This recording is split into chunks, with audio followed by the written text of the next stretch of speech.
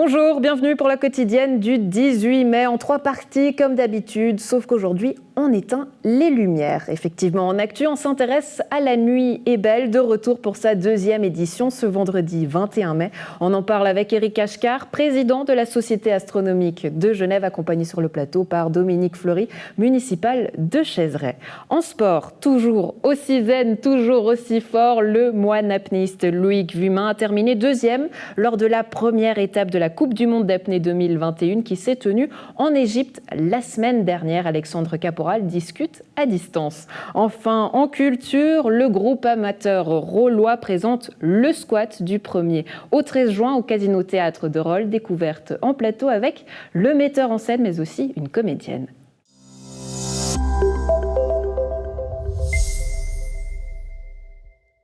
178 communes du Grand Genève participeront vendredi 21 mai à la Nuit est belle dans le district Séligny, Genely ou Chaizeray sensibiliseront notamment la population aux impacts de la pollution lumineuse. Cette année, pour sa 2e édition, la thématique se portera sur la biodiversité nocturne. On en parle avec nos 2 invités sur le plateau. Dominique Fleury, municipal de Chaizeray. Bonjour, merci beaucoup d'être avec nous. Et puis à distance, Éric Ashkar, président de la Société astronomique de Genève et cofondateur de cet événement.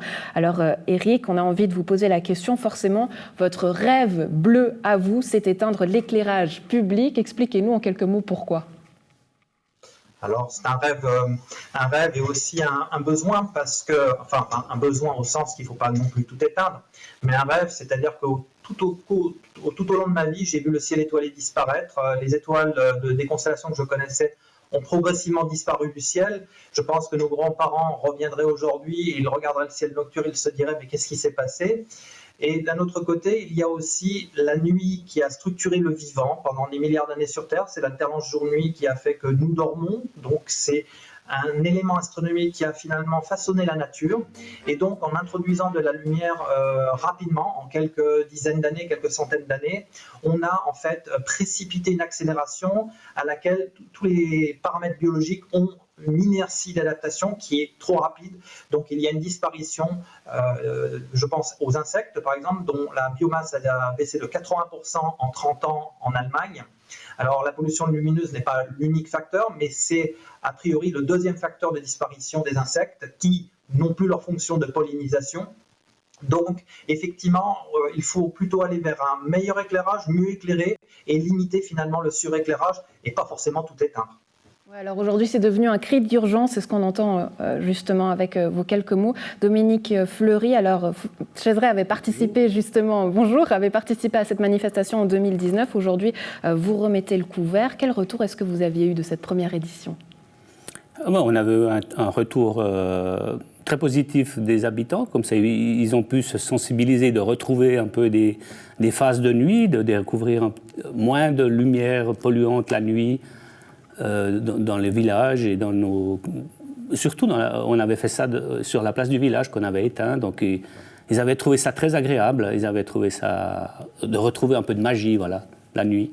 Ouais. Ce que vous nous disiez justement, Éric Ashkar, c'est ce qui est assez fou, c'est que finalement, c'est quelque chose que moi j'ai appris, c'est que dans l'univers, il y a plus de grains de sable, enfin, il y a plus d'étoiles que de grains de sable, et pourtant, nous, on a la sensation que c'est l'inverse. Qu'est-ce que ça dit de notre société ? Ça dit qu'effectivement, il y a plus d'étoiles dans l'univers que de grains de sable à la surface de la Terre. Quand vous imaginez déjà dans une poignée de main la quantité de grains de sable que vous pouvez avoir, imaginez agréger tous les déserts, les plages de la planète et de vous dire qu'il y a plus d'étoiles dans l'univers que de grains de sable et qu'en ville, signe du progrès, au XXIe siècle, on devrait voir loin. Finalement, en ville, on ne voit que quelques dizaines d'étoiles. Donc, ça nous donne aussi la déconnexion, à quel point nous sommes déconnectés de notre environnement, de notre univers. Et finalement, quand on a eu la première édition de La Nuit est belle, qui a été impulsée par le Grand Genève, qui a fait un travail remarquable auprès des communes et a permis la matérialisation de ce projet, on s'est aperçu finalement que le temps ralentissait, que la nuit était douce, que la nuit était belle, et que finalement, on se déconnecte au sens du monde moderne pour se reconnecter aux choses essentielles qui sont les phénomènes naturels, voir les vols de chauves-souris au tomber de la nuit, voir les premières étoiles apparaître, finalement qui sont des choses qui ont prévalu sur Terre pendant plus de 4 milliards d'années et que l'on a quasiment effacées au sens du ciel étoilé en quelques dizaines d'années. Et donc, ce qu'on doit en retirer quelque part, c'est la fragilité de notre équilibre de la vie sur Terre, puisque notre présence sur Terre ne tient, je pense à la couche d'ozone, je pense au bouclier magnétique, tous ces éléments que s'ils n'avaient pas été là, la vie n'aurait certainement pas la forme qu'elle a aujourd'hui, ou elle n'aurait peut-être même pas existé. Et donc tous ces équilibres qui sont fragiles, le fait d'introduire la lumière la nuit aussi, perturbe le rapport proie-prédateur. Un animal qui pouvait se cacher dans la nuit noire ne peut plus, donc il est prédaté. S'il ne s'adapte pas, son espèce disparaît. Regardez les lampadaires avec les toiles d'araignée. Vous avez vu, les toiles d'araignée construisent les toiles d'araignée, et donc les insectes, au lieu de polliniser, vont tourner dans la lumière et se font prendre au piège. Je crois qu'il y a entre 100 et 300 insectes qui disparaissent par lampadaire chaque nuit. Donc c'est comme une petite baignoire, enfin une baignoire qui se vide progressivement, goutte à goutte, au fur et à mesure des décennies. Et finalement, c'est un insecte qui participe à la biodiversité, à l'équilibre, et aussi ce paysage nocturne qui fait que d'ici quelques années, je pense que nous sommes actuellement dans une phase où la représentation collective de la nuit est en train de changer. Le ciel étoilé va prendre une valeur patrimoniale, et les communes qui vont agir dans cette dimension vont rendre le ciel étoilé, auront un attrait, je dirais, en termes d'attractivité patrimoniale plus élevé. Et ça, c'est quelque chose que l'on ressent avec Pascal Meuchler, puisque nous avons donné 45 conférences sur la pollution lumineuse sur le territoire de Grand Genève. Et donc, on sent clairement qu'au niveau de la population, il y a un changement des représentations collectives de la perception que l'on a de la nuit, et de ce fait, retrouver la nuit, partir à la reconquête de la nuit est quelque part un enjeu des années qui viennent.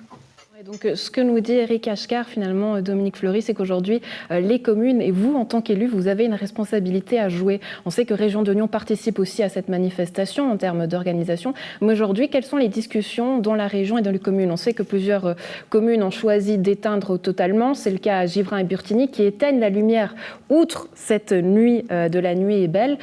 Chézray a choisi de diminuer, de baisser son intensité lumineuse. Mais est-ce que c'est possible d'éteindre totalement ? Ça, c'est un peu plus compliqué. Pour des raisons de sécurité, c'est plus compliqué d'éteindre complètement nos lumières, parce que voilà, ça inciterait des personnes plus facilement à rendre visite dans des villages cachés.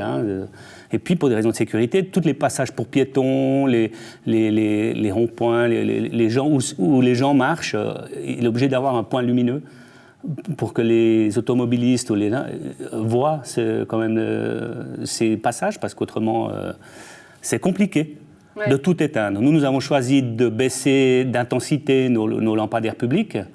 Je pense que moi, le problème, il est dans les villes ou comme ça, ce serait plutôt les commerces et les enseignes publicitaires et tout ça.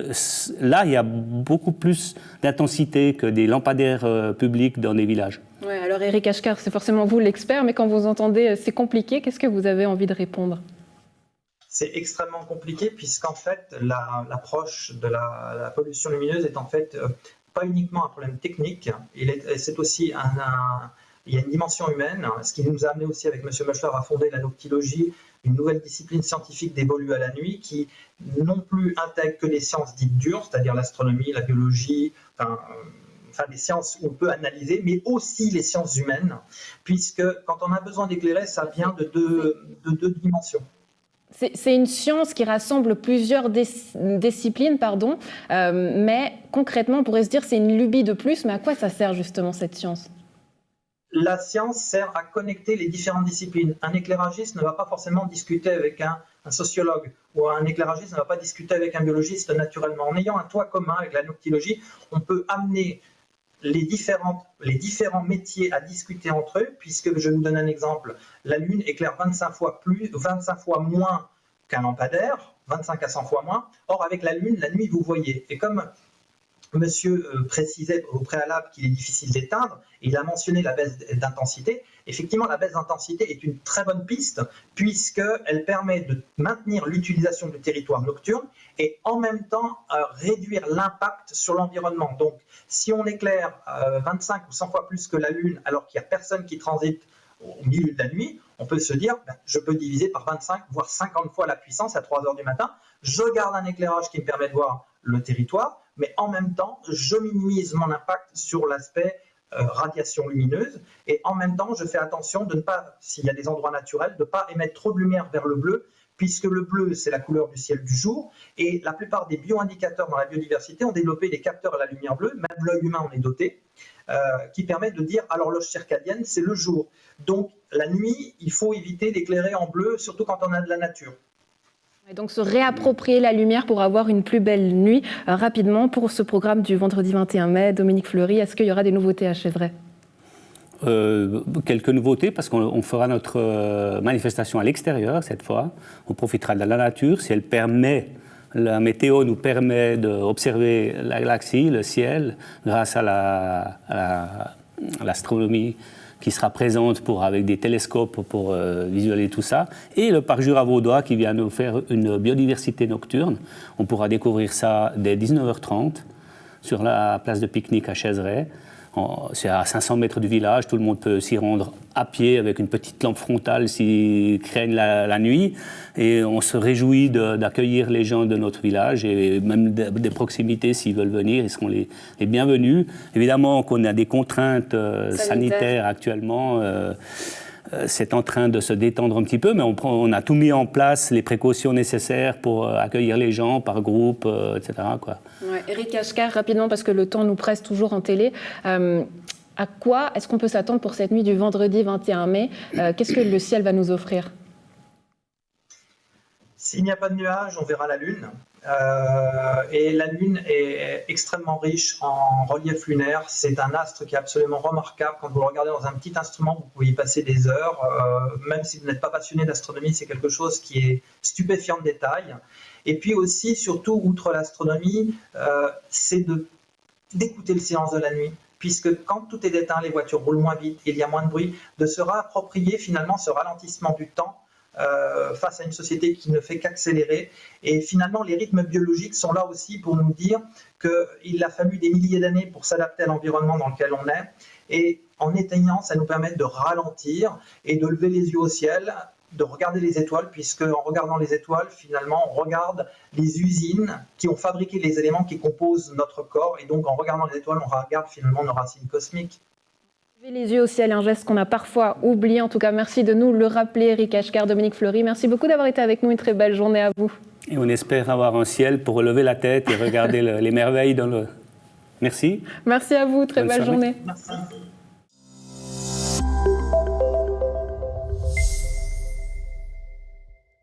Il est l'apnéiste le plus performant et aussi le plus zen de Suisse. Originaire de Trelley, Loïc Vumain conjugue sa vie de moine bouddhiste et de plongeur de compétition depuis l'Égypte, où il vient de disputer une nouvelle compétition d'apnée et pulvériser une nouvelle fois des records suisses. Salut Loïc. Hello. Loïc, on est très content de te recevoir. Donc, tu es là en Égypte. Alors, je le disais, 3 records suisses de battus pour 3 plongées. Tu as fait 85 mètres en apnée poids constant et bipalme, 86 mètres en apnée poids constant et 86 mètres aussi en immersion libre. Et au final, tu as fini 2e de ce podium. Donc, première phase de championnat du monde. Tu es content de ces résultats, Loïc ? Oui, très content. J'avoue que je suis un tout petit peu surpris. Mais je suis très très content, ouais. Surpris pourquoi ? Parce que tu t'étais pas fixé, tu t'attendais pas à aller aussi profond, c'est ça ?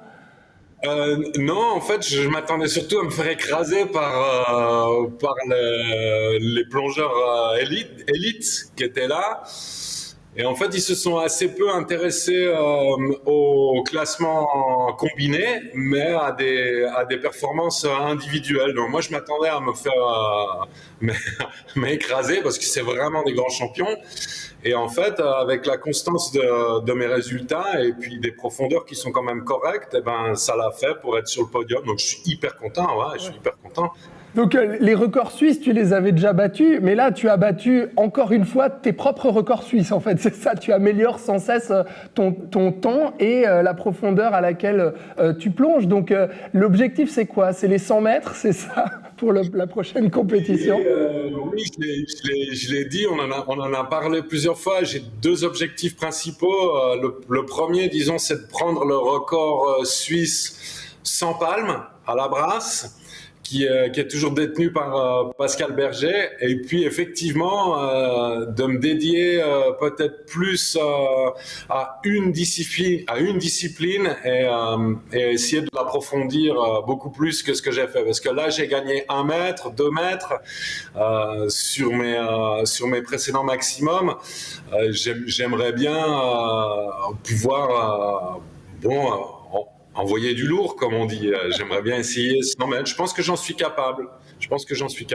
Bon, ben là, quand même, les records suisses, 2e du podium, je pense qu'envoyer du lourd, ça, tu l'as déjà fait. Mais qu'est-ce que ça demande ? J'aimerais qu'on se rende compte, qu'est-ce que ça demande comme technique ? Comment on se prépare, en fait, à une compétition comme celle-ci ?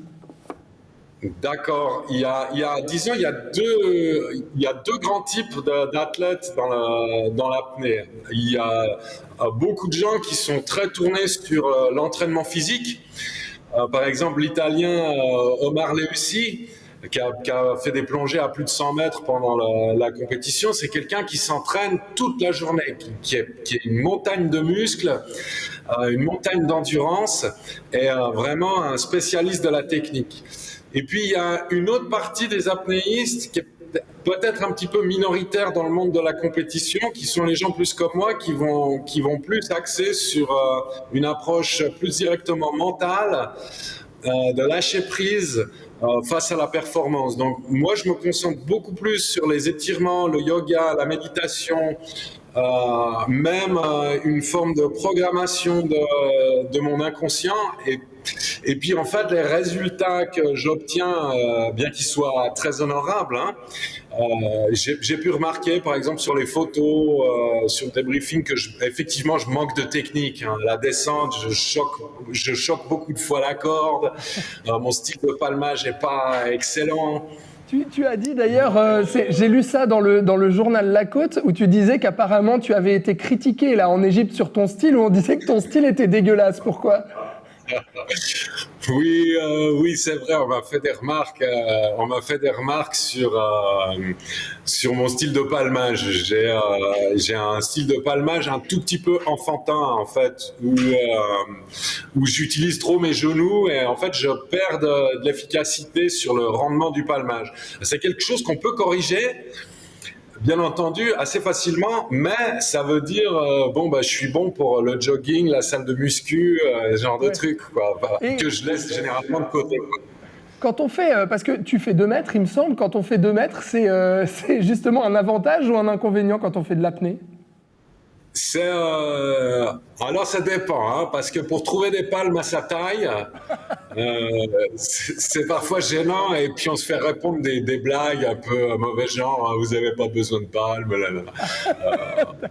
Ok. Ou alors pour la combinaison, par exemple, la combinaison, c'est sûr et certain que je rentre pas dans les combinaisons classiques, disons à prix accessible, donc je suis obligé de faire du sur-mesure. Ouais. Mais par contre, pour l'immersion libre, là où on tire avec les bras, j'ai une allonge d'un bras à l'autre qui est vraiment grande, ouais, par rapport à quelqu'un d'autre. Donc là, c'est un avantage. Et puis, il y a des gens qui pensent que quand on est grand, on est plus hydrodynamique. Alors ça, je peux pas dire, j'ai jamais été petit. Tu parlais, Loïc, juste avant de ta préparation qui était plutôt mentale, justement, très axée sur le mental. Et puis, on pense forcément aussi à ta pratique, ou en tout cas au fait que tu es moine bouddhiste aussi. Donc, on imagine que ça influe là-dessus, que ça t'aide pour te préparer. Moi, j'aimerais savoir comment, quand on fait une compétition d'apnée comme ça, comment on maîtrise ses peurs, ses angoisses, et surtout, comment on fait attention à ne pas se mettre en danger. Le mot d'ordre pour maîtriser ses peurs, c'est véritablement d'aller au-delà. Moi, j'aime bien dire à mes élèves que la relaxation n'existe pas. La relaxation, c'est un processus naturel d'abandon du stress. Donc, quand on pratique beaucoup de méditation, on a l'habitude de s'observer soi-même et l'habitude de reconnaître en fait ce qui nous arrive et de se reconnaître soi-même. Donc, par exemple, quand je stresse, parce que tout le monde stresse, tout le monde a peur, bien entendu, je vais peut-être avoir plus de facilité à pas empiler encore plus de stress par-dessus, c'est normal. je me dis simplement, bah oui, je reconnais, je stresse. Et à partir du moment où on commence à reconnaître ces sensations intérieures, alors elles sont beaucoup plus faciles à sublimer. Si on essaye de nier ces émotions, ces peurs et tout ça, et qu'on les accepte pas, ou alors qu'on les voit pas, c'est vraiment difficile d'aller au-delà. Donc c'est vraiment ça, disons, l'avantage que représente une pratique sincère et régulière et bien tassée de la méditation. Et sur le danger, justement, je sais que toi, tu fais très attention à ne pas forcer. C'est-à-dire, des fois, tu peux avoir des petites appréhensions où tu te dis, là, je le sens pas, ou bien je sais que tu dialogues aussi beaucoup avec ta femme et que ta femme, des fois, te voit et te dit, ouh, là, je le sens pas, il faut pas que tu plonges. Toi, du coup, tu vas pas à ce moment-là. C'est-à-dire que tu ne forces jamais quand tu ne sens pas la chose. Alors oui, c'est vrai, je partage mes sensations avec mon épouse qui a décidé de prendre de plus en plus de recul parce que plus la profondeur augmente, plus l'inquiétude est grande et je peux pas, disons, me permettre de partager son inquiétude. Mais j'écoute toujours ses suggestions, celle de ma fille aussi, qui a généralement l'optique inverse. Vas-y, papa, à fond. C'est vrai que je suis un plongeur prudent. J'ai quand même une formation assez solide en plongeur de sécurité. J'ai déjà sauvé la vie à des gens. J'ai déjà conseillé à des gens de ne pas tenter ce record. Et éventuellement, je dis bien éventuellement, je fais très confiance à mon intuition.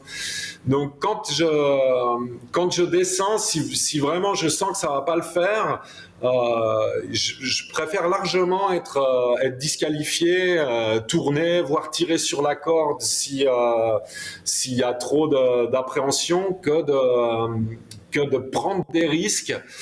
Parce que j'ai déjà eu des accidents en apnée, notamment en faisant la sécurité d'autres plongeurs. Je me suis cassé un tympan, j'ai fait des œdèmes pulmonaires et j'ai pas 20 ans.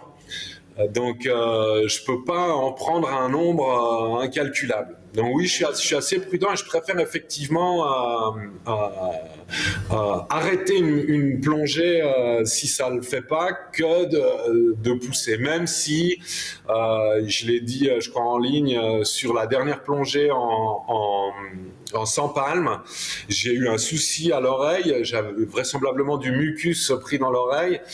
Et il fallait que je fasse un minimum pour rester en deuxième place. Et là, j'ai pris sur moi on appelle ça surfer ses tympans. Il faut pas le faire, mais le calcul, j'étais à 5-6 mètres de pouvoir tourner et de maintenir ma place. Donc j'ai pris ce risque que d'habitude je ne prends pas. D'accord. Ce qui est drôle, Loïc, aussi, c'est que à la base, on le rappelle quand même, tu avais peur de l'eau quand tu étais enfant et adolescent. Et du coup, tu as pris l'apnée comme ça, et l'apnée aussi de compétition surtout, comme un dépassement de soi. Finalement, est-ce que ce ne serait pas une application de tes théories zen et justement de la mise en pratique, en fait, de ce que tu as appris et de ce que tu inculques aussi en tant que moine ? Tout à fait. J'adore dire que l'apnée, c'est une forme de quantification de la profondeur. Quand je dis aux gens, je suis le moine le plus profond du monde, on me dit, mais qu'est-ce qui justifie ça ? Qu'est-ce qui justifie que vous disiez ça ? Je dis, je plonge à 86 mètres.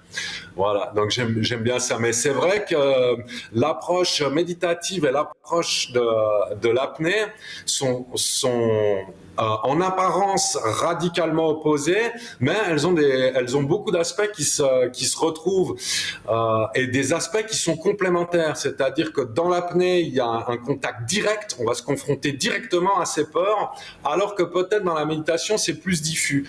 Et c'est vrai, j'ai vécu une noyade quand j'étais petit, et puis j'ai vu les dents de la mer comme tout le monde.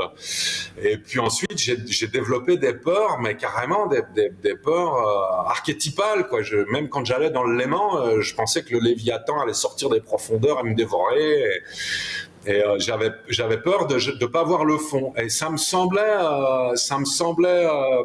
pas concevable pour un moine qui prétend être capable d'amener une forme de libération aux gens au travers de son enseignement, d'être limité par des peurs qui forcément étaient à l'intérieur de moi. Donc l'apnée quelque part m'a aidé à faire une forme de thérapie en fait sur ces peurs que je pouvais pas accéder de manière aussi vivace avec la méditation. Et aujourd'hui, du coup, tu es l'un des plus profonds du monde, comme tu le disais, moine et du coup apnéiste, et puis surtout le recordman de Suisse. Donc on va suivre, évidemment, on va continuer à suivre ton parcours. Loïc, tu reviens nous voir bientôt quand même, tu es en Égypte là, mais cet été, tu vas faire un petit détour par la Suisse quand même. Je rêve d'une promenade en forêt avec éventuellement même un petit peu de pluie. Malheureusement, la Suisse est dans la liste rouge là de la Suisse, donc c'est pas évident. Je peux pas me permettre 10 jours de quarantaine en Suisse. Ça, je peux pas me le permettre. Mais oui, c'est au projet. Il y a beaucoup de gens qui m'attendent. Il y a des clubs suisses qui m'attendent, des clubs d'apnée suisses qui m'attendent pour qu'on puisse les aider aussi, parce que je me sens un petit peu seul. Il y a Florian Burghardt dans l'apnée suisse, mais après, c'est vrai qu'il n'y a pas grand monde. Donc, ça serait bien que les clubs se sentent soutenus aussi dans leur passion et peut-être s'intéressent un peu plus à la compétition, s'ouvrent sur le monde, parce que maintenant la Suisse est un pays qu'on commence à reconnaître dans le monde de l'apnée, ce qui est très chouette. Je suis très content. Eh ben, on est très fiers aussi de te compter justement parmi les sportifs d'élite et les recordman donc d'apnée de Suisse. La prochaine fois que tu viens chez nous, du coup, on va plonger ensemble dans le Léman. Ça marche ? D'accord, je prépare une combinaison bien épaisse alors. Super, merci beaucoup Loïc d'avoir été avec nous. Bravo encore pour tes résultats et à très bientôt alors. Merci beaucoup, à bientôt, oui.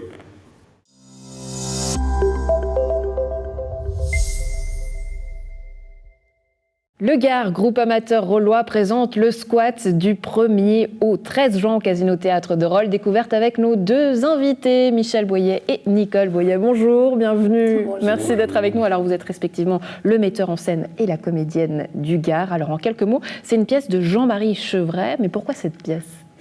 Parce que en 2019, on avait fait une revue qui avait 13 personnages et qui a demandé 11 mois de répétition. Donc, on s'est dit que pour la suivante, on allait faire quelque chose de plus petit, c'est-à-dire, et en plus, les conjoints en avaient un peu marre qu'ils soient tout le temps sur le plateau, qu'ils soient en répétition. Donc, on a décidé de faire une pièce à 6 personnages. Et le Gard est une troupe qui existe donc depuis 1936 et les membres avancent en âge aussi. Donc on trouvait que c'était intéressant d'avoir aussi des jeunes pour renouveler un peu la troupe. Et dans cette pièce, on a donc les 3 jeunes et les 3 vieilles, comme on le dit dans Nicole. Ne me demandez pas qui je suis. La jeune, c'est ça. Nicole, expliquez-nous. Alors voilà, quand vous avez découvert ce texte, quelle sensation à la première lecture ? Alors moi, j'avais déjà vu le spectacle à Genève, qui est un spectacle qui est très sympathique et qui est parfait pour une petite troupe. Mais au départ, je n'étais pas censée jouer. Parce que voilà, et je me suis greffée après coup, et je suis ravie de faire partie de cette histoire. Et je pense que ça va bien plaire. Les gens qui ne sont pas sortis depuis longtemps vont avoir du plaisir à venir voir ça. Enfin, j'espère. Ouais. Alors, est-ce qu'on parle du boulevard dans toute sa splendeur, où des portes claquent, les dialogues fusent ? Est-ce que c'est le même style ? Parce que moi, je ne la connais pas du tout, cette pièce. Non, alors, c'est pas porte-claque, amant dans le placard, comme ça. C'est une pièce, c'est l'histoire de 2 jeunes, un jeune homme algérien et sa copine lituanienne, qui sont à la rue. Et ils ont un copain portugais dont la mère est concierge dans l'immeuble. Et dans cet immeuble, il y a un appartement. Pardon ? Le beau cliché. Oui, voilà. Et il y a un appartement qui n'est pas occupé pendant l'été parce que les deux personnes d'un certain âge vivent à Osgore, au bord de la mer, pendant l'été. Donc, ils les installent dans la chambre de bonne en leur disant vous avez le droit que de traverser le salon pour aller aux toilettes et vous doucher. Autrement, c'est chambre de bonne et il n'y aura pas de problème. Et voilà que ce jeune Algérien décroche un boulot. Et ils disent, ouais, ben, on va quand même fêter ça. Donc ils font une fête dans l'appartement. Donc et les deux vieilles personnes débarquent. Une pièce festive où deux univers vont devoir se côtoyer, ça s'appelle le squat et c'est à voir du 1er au 13 juin au Casino Théâtre de Rolle. On regarde un extrait.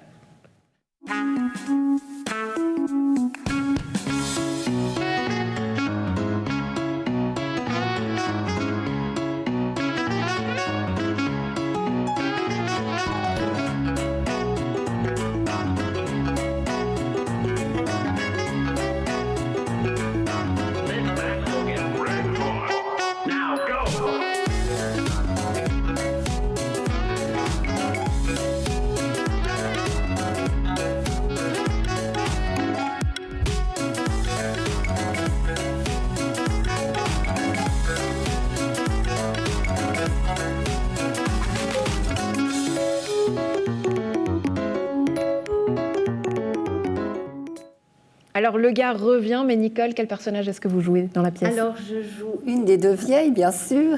Je joue la gentille, entre guillemets, parce que j'ai une sœur qui est femme de colonel, on ne va pas tout dévoiler, mais qui a un très fort caractère. Et moi, je suis celle qui adoucit pour essayer de dire ça serait bien qu'on les garde. Une pièce qui voyage beaucoup, est-ce que vous avez un accent particulier?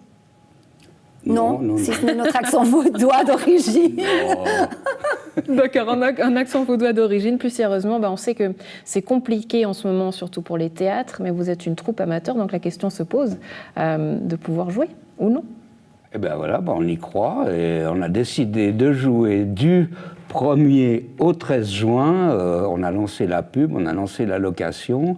Ça marche bien, on est déjà, je crois, 150 places réservées. Et donc, on y va. Il semblerait que donc, les mesures qui sont prévues, c'est-à-dire permettre au théâtre amateur de jouer devant 100 personnes, parce que jusqu'à présent, seuls les professionnels pouvaient jouer. Ouais, donc voilà, alors qu'on y croit, et le 26 mai, le Conseil fédéral nous dira s'il confirme ses prévisions. Et on a envie d'y croire avec vous, mais qu'est-ce qu'il représente pour vous, Nicole, ce retour sur scène?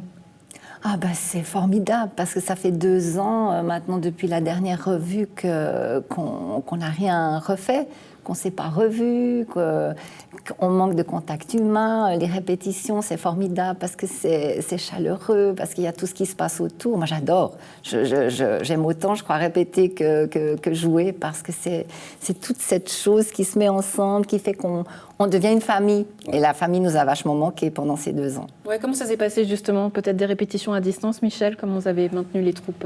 Alors, donc on avait commencé en janvier 2020 et en mars on a dû tout arrêter. Et en février, moi je me suis dit on ne peut pas continuer comme ça. Donc on a respecté la norme, c'est-à-dire on répétait à 5.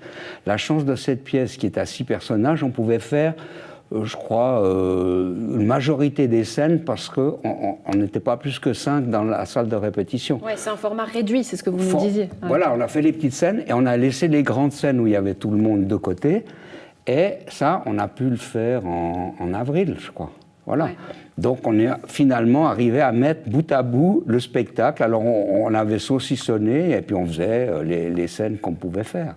On se réjouit en tout cas de redécouvrir le Gare sur scène du Casino Théâtre de Rolle du 1er au 13 juin pour nous présenter le squat. Merci beaucoup d'avoir été avec nous. Une très belle journée à vous. Merci de nous avoir accueillis. Merci.